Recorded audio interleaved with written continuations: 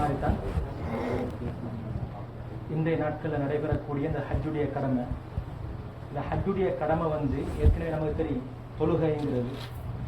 இதில் எந்த விதமான வேறுபாடும் யாருக்கும் மத்தியிலே இல்லை. தொழிலாளியோ, அதே மாதிரி முதலாளியோ, வெள்ளையரோ, கருப்போரோ, அரபியவரோ, அஜமியோ, இப்படி யாருக்கும் எந்த வித்தியாசமும் இல்லை. முதலாவது சப்பில்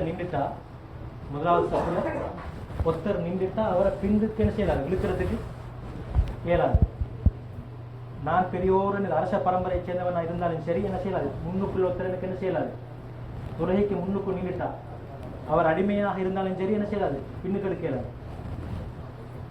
அந்த அளவுக்கு என்னது உரிமை கொடுக்கப்பட்டிருக்கு. யார் நிற்கிறாரோ அவருக்கு தான். தக்குவாவை வச்சுத்தான் நல்லா கிட்ட ஒவ்வொரு மனிதனும் கண்ணியமானார்.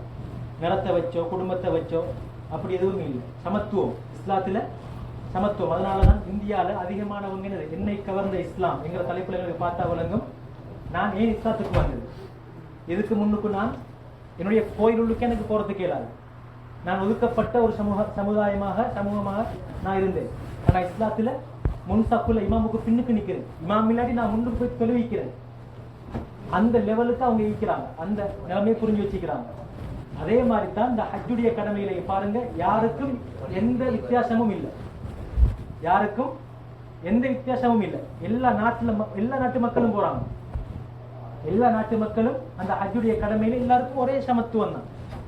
தவாப் செய்யும் போது ஒருத்தருக்கு என்னது காபத்துல்லா கிட்ட அரச வம்சாவளி அப்படி எந்த ஒரு வேறுபாடும் ஹஜ்ஜில இல்லை. எதை குறிக்குது? சமத்துவம். இஸ்லாம்ங்கிறது எல்லோருக்கும் ஒன்றுதான். இஸ்லாம்ங்கிறது எல்லாருக்கும் ஒன்றுதான். இதுல யாருக்கும் என்னது வேறுபாடு காட்டாத ஒரு மார்க்கம் இஸ்லாமிய மார்க்கம். எங்களுக்கு ஏற்கனவே நாங்க தெரியும் என்னது, இந்தியால சபரிமாலா அவ இஸ்லாத்துக்கு வந்திருக்கிறா ப்ரொஃபசர்.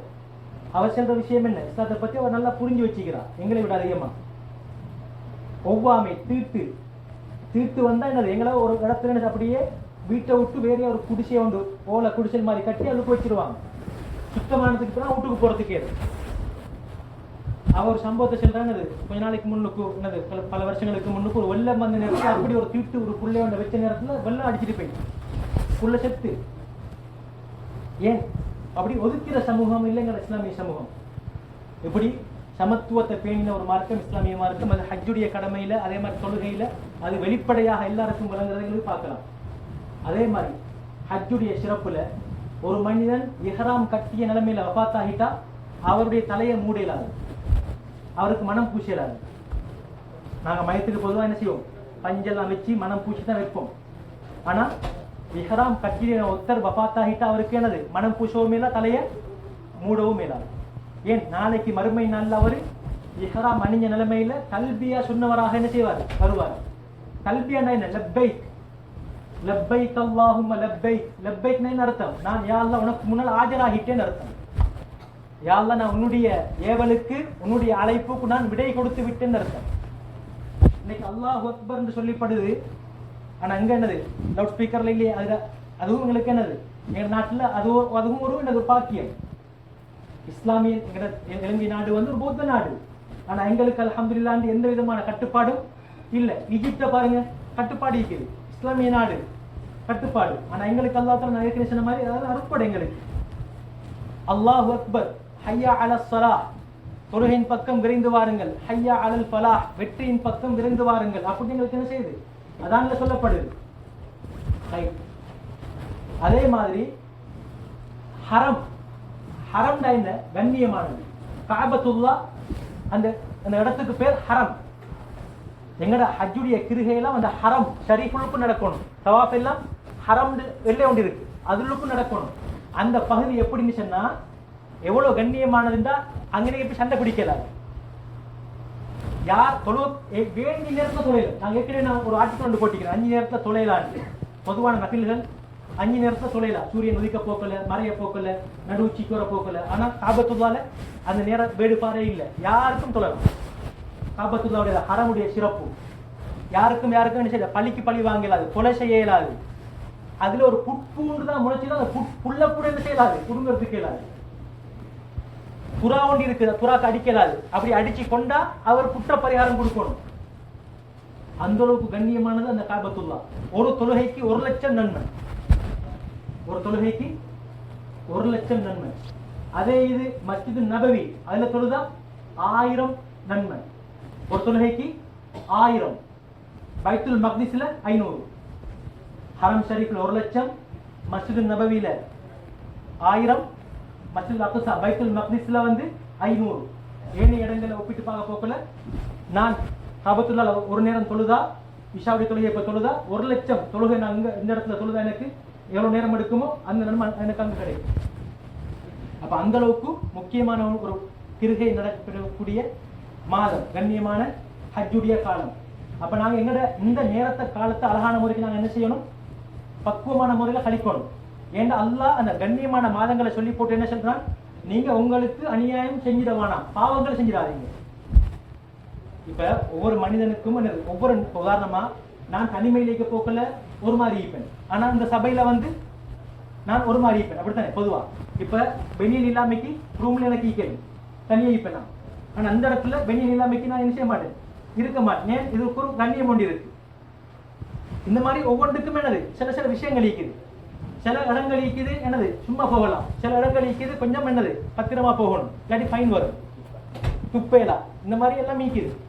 அந்த மாதிரி தான் இந்த கண்ணியமான மாதங்கள் டைம்லயும் நாங்க என்ன செய்யணும், கட்டாயமாக கொஞ்சம் ஜாக்கிரதையா இருந்து கொள்ளணும் பாவமான விஷயங்கள்ல.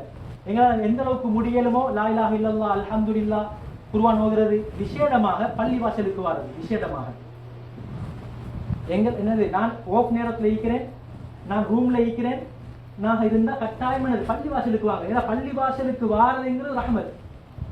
நாங்க ஏற்கனவே பல தலைப்புகள்ல பேசியாச்சு. பள்ளி வாசலுக்கு வாரது வெறுமனே சனிக்கிழமை நாளை மட்டும் குறிப்பாக்கிடாமைக்கு கட்டாயமாக இன்னைக்கு உள்ள மஹல்லா வாசிகள் அனைவரும் எனக்கு ஓஃப் நேரம் கிடைச்சிக்குது, எனக்கு எப்படிதான் வரையலுமோ அப்படி நான் என்ன செய்யறது, இந்த இடத்துக்கு தொழுதுட்டு போறது. உண்மையிலே எங்களுக்கு என்ன கிடைக்கும், நன்மை கிடைக்கும். ஏனென்றா சில நேரத்துல நான் சொல்றேன், பொதுவா யாரும் இதுவரைக்கும் அப்படி யாரும் சொல்லி இல்லை. சுப தொழுகையை நாங்கள் எடுத்து பார்த்த முடிச்சோன்னா வெறுமனே ஒருத்தர் அல்லது 2 பேர் இதுவரைக்கும் 8 மாசம் நான் இதை ஏன் சொல்றேன்டா, என்னது நாங்க எங்களுக்கு மத்தியில பேசிக்கொள்றது, நாங்க இதை உறுதியில பேச போறது, நமக்கு மத்தியில பேசிக்கொள்றது. நாங்க என்னது கொஞ்சம் முயற்சி எடுக்கணும். சில விஷயங்களுக்கு என்னது நான் என் வாழ்க்கையில எனக்கு எத்தனையோ பிரச்சனை எனக்கு நான் இருந்து தீக்கிறேன். நான் எங்களை நல்ல மொழிக்கு தானே நாங்க அடுத்த என்னது ஒத்தரை வச்சு நல்லடியார் துவா செய்யுங்கன்னு சொல்ல வேண்டிய அவசியம் இல்லை. அது ஒரு முறை இருக்குது. ஒரு நல்ல ஒரு மனிதனாக இருந்தா அவர்கிட்ட நீங்க எனக்கு துவா செய்யுங்கன்னு கேட்கறது பிரச்சனை இல்லை. ஆனா ஏண்ட ஒரு அமர் நான் செஞ்சு போட்டு துவா கேட்கறதுக்கு தானே அது அல்லாஹ் கிட்ட ஏற்றுக்கொள்ளப்படும் துவா நிச்சயமாக. ஏண்டா ரப்பனா இன்னனா சமிஅனா முனாதிய யுனாதி லில் ஈமான் நாமினு பிரப்பிக்கும் ஃபஆமன்னா ரப்பனா ஃபக்ஃபிர் லனா துவா வருது. அது என்ன வருது, யா அல்லாஹ் நான் இஸ்லாத்துக்கு வரல, எனக்கிட்ட இஸ்லாத்தை எத்தி வைக்கக்கூடிய நபி வந்தார், நான் ஈமான் கொண்டு விட்டேன், நான் அந்த ரசூலை ஈமான் கொண்டு விட்டேன், இந்த ஈமான் கொண்டதன் காரணமாக யா அல்லாஹ் என்னுடைய பாவத்தை நீ மன்னிச்சிடு. அப்ப ஈமான் நான் ஒன்றை மட்டும் தான் ஈமான் கொண்டிருக்கிறேன், யா அல்லாஹ் இந்த ஒன்றை மட்டும் இந்த ஈமான் கொண்டிருக்கிறதா இந்த பாவத்தை நீ மன்னிச்சிடு. அப்ப அந்த மாதிரி நாங்க எங்கட கஷ்டத்துல இருக்கிறேன். நான் பள்ளி வாசலுக்கு நடந்து அல்லது பைஸ்கில்ல அந்த நேரத்துல யாருமே இல்லாத நேரத்துல தூங்கிட்டு இருக்கிற நேரத்துல நான் தொழுதுட்டு நான் துவா கேட்டா ஏந்த பிரச்சனை நிச்சயமா என்ன செய்யும், சால்வ் ஆகும். அதனால பிரச்சனை வரப்போக்கில் மட்டும் பள்ளியை நாட்டுறது இல்லை, எப்போதும் நான் என்ன செய்யணும், முடியுமான அளவு தூக்கம் மேய்க்கிறது அதெல்லாம் வேறு, அதுக்கெல்லாம் மன்னிப்பு இருக்கு. அது இல்லாமக்கு நாங்க இன்றைக்கு எத்தனையோ விஷயங்களுக்காண்டி முழிச்சுட்டு இருக்கிறோம். சில நேரம் என்னது 1 மணி 2 மணி நேரம் முழிச்சுட்டு இருப்போம், அதுக்கு பின்னால தூங்குவோம், பார்த்தா 3:30 சுபுடைய டைம். அப்ப நாங்க ஒவ்வொன்றுக்கு நேரங்கள் வச்சு நாங்க எங்களோட விஷயத்தை நாங்க சாதிக்கிற மாதிரி தொழுகைக்கு நாங்க என்ன செய்யணும், கட்டாயமாக நேரத்தை காலத்தை கொடுக்கணும். கட்டாயமாக அந்த விஷயமா பள்ளி வாசலுக்கு, இந்த பள்ளி வாசல நாங்க போறதால தான் என்ன செய்யும், எங்களோட வாழ்க்கையில பல மாற்றங்கள் வரும். இந்த பள்ளி செழிப்பாகும், என்னோட வாழ்க்கை செழிப்பாகிறதுக்கு இந்த பள்ளி வாசல் செழிப்பாகணும். அப்ப அதனால நிச்சயமா நாங்க ஒவ்வொருத்தரும் என்ன செய்யறது, எங்களுக்கு எப்ப எப்பெல்லாம் நேரம் கிடைக்குதோ அது ரூம்ல தான். உதாரணத்துக்கு தனியை தொலை போறோம்னு வச்சுக்கோங்களேன், நான் தொடங்கி வந்துட்டேன், ரூம்ல தொலையிலும் பிரச்சனை இல்லை. ஆனாலும் அதே டைம்ல கொஞ்சம் கொஸ்டின் எடுத்துட்டு பள்ளிக்கு அந்த தொழுகையை தொழுவதைக்கு தானே கிட்ட இருக்குது அச்சுட்டி. எப்படி நாங்கள் எங்கள்கிட்ட மாற்றத்தை நாங்கள் உண்டு பண்ணினோம்னா நிச்சயமா எங்களோட வாழ்க்கை என்ன செய்யும், நிச்சயமாக மாறும். அதனால நாங்கள் ஒவ்வொருத்தரும் என்ன செய்யறது, இந்த மாதிரியான விஷயங்களை கொஞ்சம் முக்கியத்துவம் கொடுத்து இந்த பள்ளி வாசல் நாங்கள் எந்த அளவுக்கு ஸ்ரீலங்கா இது உண்மையிலேயே ஸ்ரீலங்கா வாசிகள் வரக்கூடிய பள்ளி வாசல் தான். இஷாத் நேரத்துல சில நேரம் பார்த்தா என்னது, யாருமே ஸ்ரீலங்கா யாருமே இல்லை, ஸ்ரீலங்கா யாருமே இல்லை. அப்படியான சில கட்டங்களும் இங்கே இஷா தொழுகையில். அப்போ அதனால கட்டாயம் நாங்கள் ஒவ்வொருத்தரும் என்ன செய்யறது, முடியுமான அளவு பள்ளி வாசலை நாங்கள் என்ன செய்வோம், ஹயாத்தாக்குவோம். இந்த பள்ளி வாசலை இன்னும் ஒரு அழகான ஒரு முன்மாதிரியான நல்ல பல மாற்றங்கள் நடக்கணும். குர்ஆன் கிழமையில் ஒரு என்னது குர்ஆனை படிக்கிற சப்ஜெக்ட், இந்த மாதிரி என்னது சப்ஜெக்ட் நாங்கள் என்ன செய்யணும், எங்கள் நேரத்தில் நாங்கள் காலத்தை கொடுக்கணும். அப்போ இந்த பள்ளி வாசல் கொஞ்சம் செழிப்பாக இன்ஷா அல்லாஹ் அமையும். அப்போ நான் வந்தது தொழிலுக்கு, வந்த இடத்துல நான் கொஞ்சம் இஸ்லாமிய அறிவோட நான் நாட்டுக்கு போறேன், அல்லது குர்ஆன் ஓத தெரியாமைக்கு வந்து இப்ப எனக்கு குர்ஆன் ஓத தெரியும். இப்படி ஒரு நல்ல ஒரு மாற்றத்துல நான் நாட்டுக்கு போனா எப்படி இருக்கும்? வெறுமனே என்னது ஒரு சைட்டை மட்டும் பார்க்காம இந்த மாதிரி பள்ளிவாசலை செழிப்பாக்கி என்னுடைய இஸ்லாமிய நாலேஜ் அறிவை கொஞ்சம் கூட்டி பள்ளிவாசல் ஒரு நல்ல ஒரு பக்குவத்தை ஏற்படுத்தின நல்ல மக்களாக நாங்கள் அனைவரும் மாறத்து காலத்தில் தௌபீக் செய்வானாக நம்ம எல்லாருக்கும். ये जुल्हिज्जा का मौसम है.